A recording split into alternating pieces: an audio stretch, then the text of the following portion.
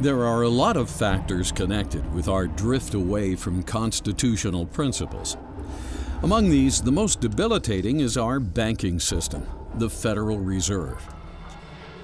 Even though the Fed was created by an act of Congress in 1913, its operation and relationship with the U.S. government is amorphous, if not completely nebulous to the public.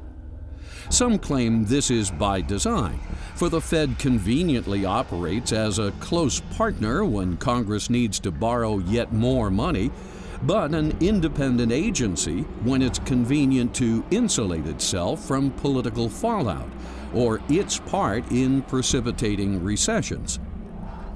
Thus, in 1913, Congress delegated its duty to manage the money supply to a bunch of elite New York bankers who formed a banking cartel now known as the Federal Reserve System. When the Federal Reserve System was planned in 1910, it was done so without the full knowledge and consent of the people. Born in secrecy on an island off the coast of Georgia, elite bankers of the time sought to establish a central bank that would mimic European banks and ultimately give them complete control over the nation's money. The Federal Reserve is technically owned by the member banks. So we know who owns the Federal Reserve, the member banks.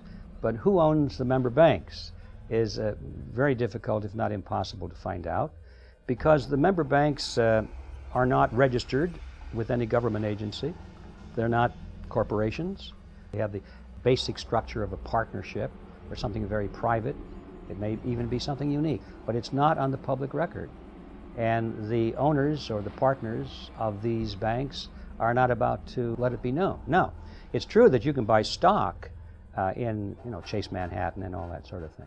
You can buy stock in the Bank of America, and as a stockholder you're listed. But the true control and ownership is not on the public record. And it's easy to hide that. You can use street names, you can use Swiss accounts, you can have corporations holding stock for other corporations which are holding stock for other corporations and that sort of thing.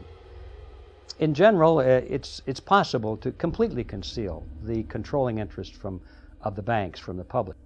From 1913 to 1971, the elite Federal Reserve bankers managed to slowly decouple the nation's currency from the gold and silver backing required by the Constitution. In 1971, the Fed cartel finally got Richard M. Nixon to disconnect the last vestiges of gold from money, on the pretense that the British and French were redeeming too many of their Federal Reserve notes for gold, something people and countries are supposed to do when Congress and bankers print up too many Federal Reserve notes. But when you went off the gold standard, finally, when we cut it loose in 1971, when I was in Nixon's White House, and the reason we went off the gold standard totally, was that all these dollars that we had poured out in the United States had gone abroad, and the British were coming in with our dollars demanding gold at $35 an ounce or $42 an ounce. They would have cleaned us out. So Nixon shut the gold window.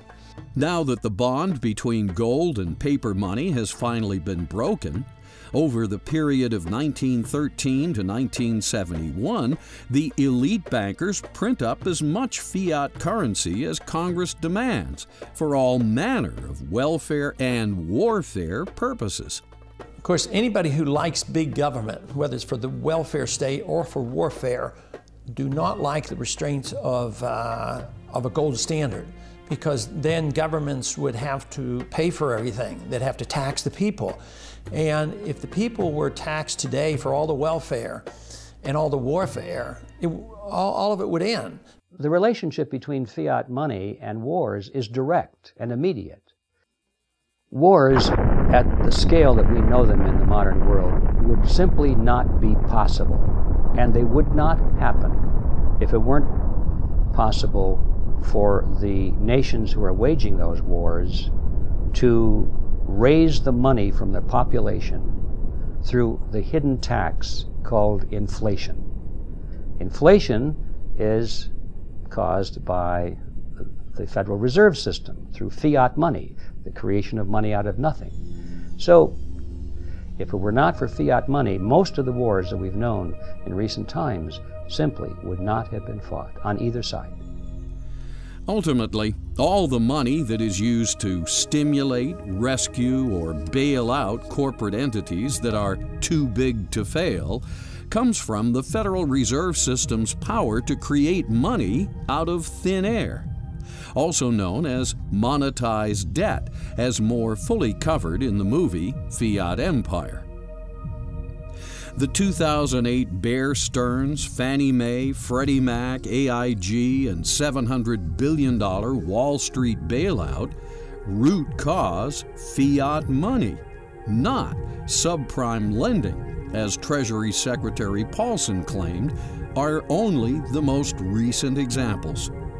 Other bailouts in past decades have been Penn Central Railroad, 1970, Lockheed, 1970, New York City, 1975, Chrysler, 1978, Commonwealth Bank, 1972, First Pennsylvania Bank, 1979, Chicago Continental Bank, 1982, and the entire U.S. savings and loan system in the 1980s.